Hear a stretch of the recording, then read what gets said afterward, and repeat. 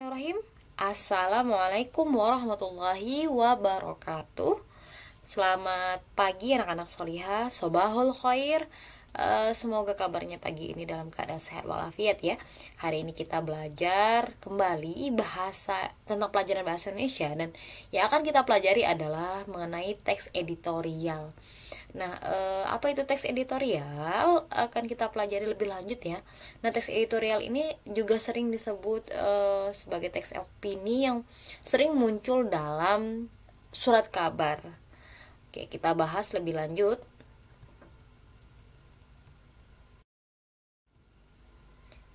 Yang akan kita bahas adalah pengertian dari teks editorial, jenis-jenisnya, kemudian tujuan, manfaat dari teks editorial itu, kemudian fungsi, berikutnya adalah ciri-ciri, struktur, dan juga kaidah kebahasaan yang sering dipakai dalam teks editorial ini. Oke, kita bahas satu persatu. Ya, pengertian dari teks editorial. Apa sih teks editorial itu? Apa sih perbedaannya dengan teks lain ya? Jadi teks editorial itu adalah suatu artikel dalam surat kabar yang berupa pendapat ataupun suatu pandangan ataupun opini, dan juga berupa reaksi terhadap sebuah peristiwa yang aktual. Berarti peristiwanya itu yang ada pada saat ini dan sedang diperbincangkan ya Mbak ya, sedang diperbincangkan. Dan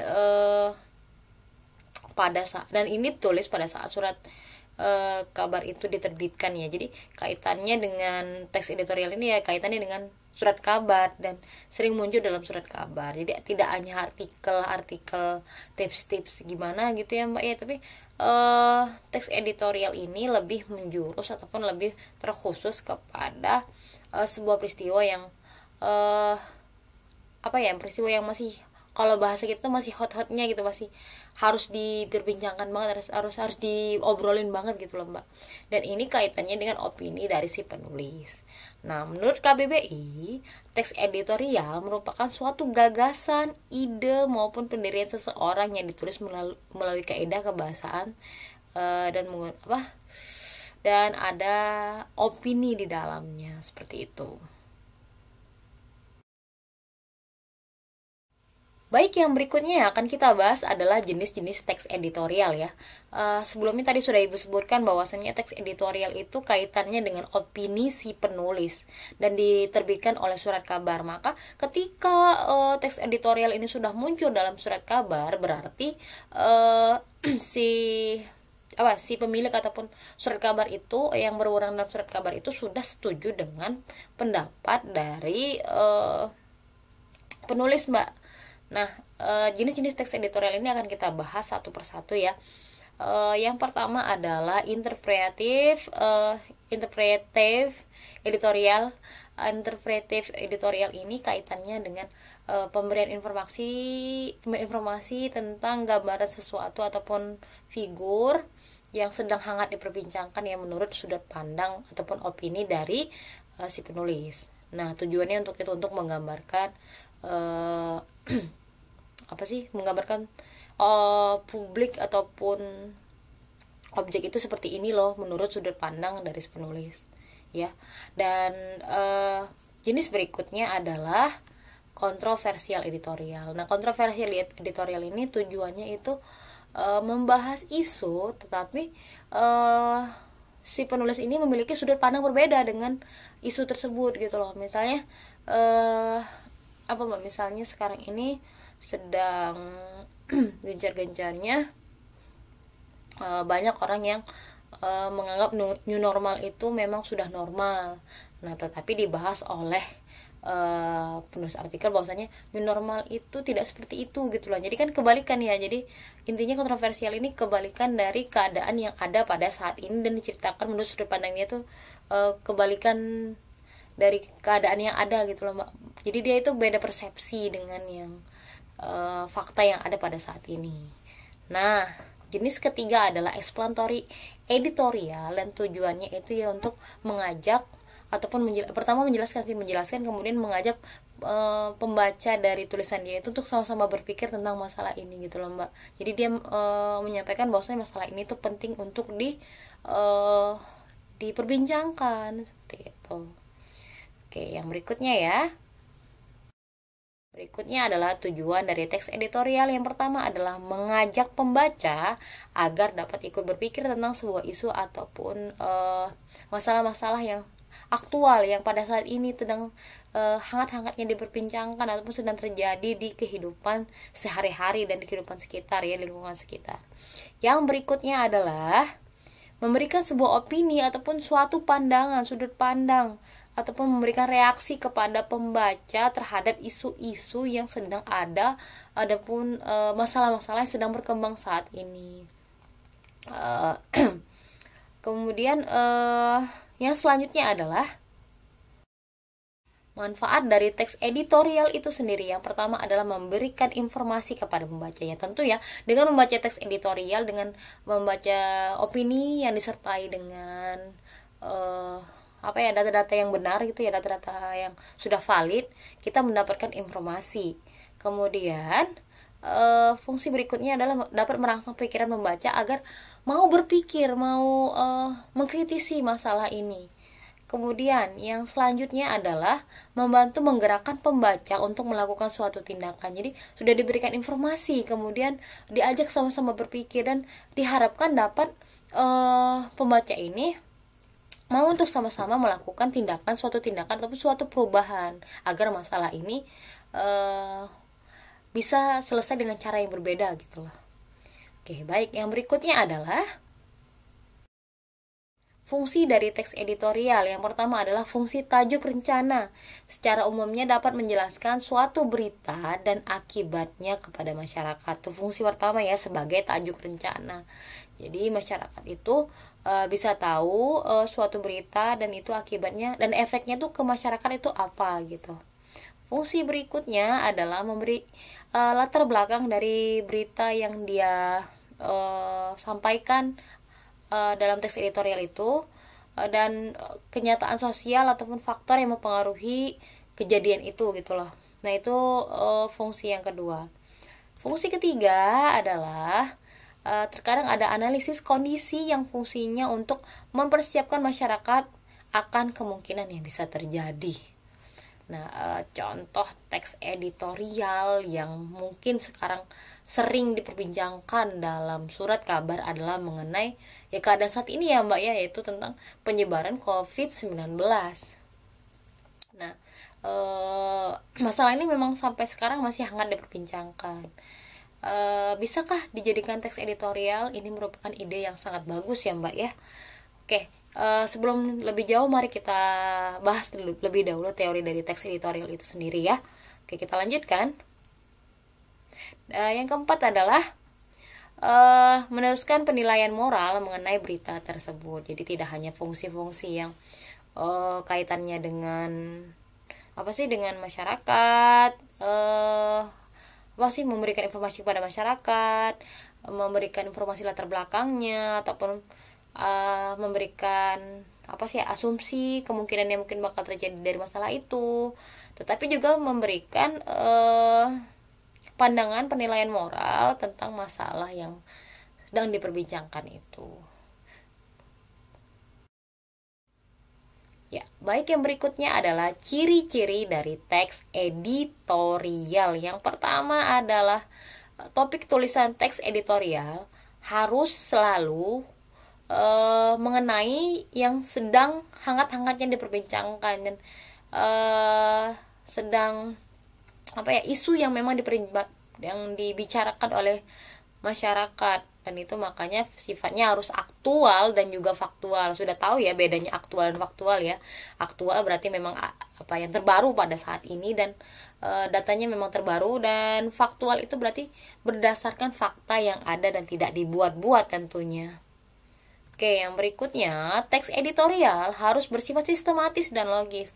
Maksudnya apa? Teks editorial ini disusun, pendapatnya itu disusun berdasarkan logis dulu ya, kita bahas ya. Logis, harus kalimat-kalimat dalam teks editorial itu harus masuk akal, tidak meskipun itu pandangan pribadi, tapi pandangan pribadinya tidak boleh pandangan yang asal-asalan gitu loh Mbak. Jadi tidak disertai dengan tidak disertai dengan data ataupun fakta yang valid, itu tidak boleh. Dan sistematis, penulisannya harus sistematis karena memang harus tersusun. Kalaupun ada beberapa alasannya itu harus berkesinambungan dan harus tersusun rapih. Jadi antara alasan yang pertama dengan alasan kedua itu nyambung gitu loh, jadi tersusun ya. Nah, ciri-ciri berikutnya adalah teks editorial ini merupakan sebuah opini ataupun suatu pendapat yang sifatnya argumentatif. Nah, kata argumen kira-kira mirip ya dengan dengan apa, teks apa Mbak, kira-kira Mbak yang ada kata argumennya? Ayo, teks, eksposisi. Oke, nanti kita bahas lebih lanjut ya. Oke, teks editorial ini sangat menarik untuk dibaca. Hal ini dikarenakan ditulis dengan menggunakan kalimat yang tidak bertele-tele, singkat, padat, dan jelas. Jadi informasinya yang disampaikan ya itu gitu loh, dan itu menurut sudut pandang dia itu gitu. Jadi tidak kemana-mana larinya. Oke, berikutnya. Ya, yang berikutnya yang akan kita bahas adalah struktur teks editorial. Nah, strukturnya ini sih dalam teks ini nih mirip banget dengan mirip sekali dengan teks eksposisi. Nah, pembeda dari teks editorial dan teks eksposisi itu sebenarnya tidak begitu jauh. Jadi teks editorial ini menyampaikan pendapat dari penulis, yang banyak penulis yang dikumpulkan menjadi satu gitu ya Mbak ya. Jadi si penulis ini merangkum pendapat dari yang lain-lain dan dikumpulkannya menjadi satu teks dan disertai dengan pendapat dia pula. Namun kalau teks eksposisi itu tuh biasanya hanya berdasarkan pendapat dari si penulis satu orang aja gitu loh. Itu ciri yang paling terlihat berbeda dari teks eksposisi dan teks editorial. Memang mirip secara struktur ya. Baik, kita bahas satu persatu, yaitu strukturnya adalah pernyataan pendapat ataupun tesis. Sama ya seperti teks eksposisi ya. Berisi sudut pandang penulis mengenai masalah yang sedang dibahas. Oke. Argumentasi berisi alasan ataupun bukti yang gunanya untuk memperkuat pernyataan dalam tesis, bisa berupa data ataupun selain data, apalagi Mbak, misalnya bukti-bukti yang memang sudah nyata ya. Dan yang ketiga adalah pernyataan atau penegasan ulang pendapat dan berisi suatu fakta di bagian argumentasi. Jadi intinya bagian penegasan ulangnya memang untuk menegaskan kembali bagian dari apa yang sudah disebutkan sebelum-sebelumnya. Ingat ya, kalau pembedanya apa sih Bu antara teks eksposisi dengan teks editorial? Kalau teks editorial itu dia biasanya mencakup beberapa pendapat dari penulis gitu ya. Dan sementara teks eksposisi dia biasanya hanya menyampaikan pendapatnya begitu gitu loh, informasi. Dia cuma menyampaikan informasi dan itu pendapat dia mungkin tidak disampaikan dalam teks eksposisi itu ya. Dia cuma menyampaikan ini datanya begini loh ini. Tapi sementara kalau teks editorial itu sudah menyampaikan data, dia akan menyampaikan pendapat pula gitu. Itu ciri yang paling kelihatan dari teks editorial dengan teks eksposisi. Oke, yang selanjutnya yang akan kita bahas adalah kaidah kebahasaan ataupun unsur-unsur kebahasaan yang dipakai dalam teks editorial ya. Sama seperti teks lain sih. Kaidah kebahasaan ini cenderung sifatnya ya kalau tidak ya kata kerja yang sering digunakan ya, kata keterangan waktu seperti itu. Sama seperti teks lain. Oke, yang kita bahas dulu kaidah yang pertama adalah penggunaan adverbia ataupun kata keterangan. Kata keterangan banyak ya, kata keterangan waktu, tempat, dan yang lain-lain. Yang kedua adalah verba material ataupun kata kerja yang kaitannya dengan kegiatan seperti berjalan, berlari, menulis, itu ada kegiatannya ya. Yang berikutnya adalah verba mental yang kaitannya dengan pikiran, misalnya apa Mbak? Ya berpikir, termenung, bingung gitu. Bingung itu kan kaitannya dengan otak ya, syaraf otak gitu loh. Itu kalau verba mental. Yang berikutnya adalah konjungsi ataupun kata hubung. Ya, kata hubung banyak ya, dan, tetapi. Intinya kata yang menghubungkan satu kalimat dengan kalimat lain. Oke, selanjutnya kita masuk ke contoh ya. Contoh teks editorial. Nah, contoh teks editorial ini tentang permasalahan yang ada pada saat ini, yaitu tentang ekstrakurikuler. Jadi kegiatan setiap sekolah memiliki kegiatan ekstrakurikuler yang cukup banyak. Kegiatan tersebut merupakan salah satu kegiatan yang bermanfaat untuk mengembangkan kreativitas ataupun hobi yang dimiliki setiap siswa. Ada banyak kategori dalam ekstrakurikuler tersebut, misalnya olahraga, bahasa asing, kesenian, teknologi, dan lainnya. Namun masih saja terdapat beberapa murid yang malas mengikuti kegiatan ekstrakurikuler tersebut. Hal tersebut karena para siswa dan siswi tidak lebih dalam dari manfaatnya bisa didapatkan ketika mengikuti kegiatan ekstrakurikuler. Oke, yang berikut adalah bagian argumentasi dan penegasan ulang. Nah, argumentasinya, agar siswa mau mengikuti kegiatan ekstrakurikuler, maka guru harus memberikan masukan ataupun nasihat untuk siswa yang malas. Caranya dengan melakukan tes perkenalan bakat dan minat setiap siswa. Jadi kalimat opini kan harusnya begini gitu loh. Jadi si penulis itu memberikan kalimat yang berisi pendapat dia gitu loh. Jadi harusnya pakai tes perkenalan bakat dan minat setiap siswa sehingga bisa dikembangkan melalui setiap kategori ekstrakurikuler. Nah, kemudian bagian penegasan ulangnya ditegasin lagi ya, bahwasanya setiap murid sekolah itu harus paham dan sadar akan manfaat yang bisa didapatkan dari kegiatan ekstrakurikuler tersebut. Nah, jadi ekstrakurikuler itu bukan hanya untuk bergaul dan bersosialisasi, melainkan untuk mendapatkan prestasi yang bidang non akademis. Jadi pintar itu tidak hanya akademis ya Mbak, ya pintar non akademis juga pintar, begitu. Demikian materi kita tentang teks editorial hari ini. Mungkin ada pertanyaan, boleh ditanyakan ya, kita akan bahas satu persatu nanti. Namun Ibu harap ini materi yang ini sudah paham sedikit ya. Jazakumullah khairan. Akhirul kalam Ibu ucapkan Assalamualaikum warahmatullahi wabarakatuh.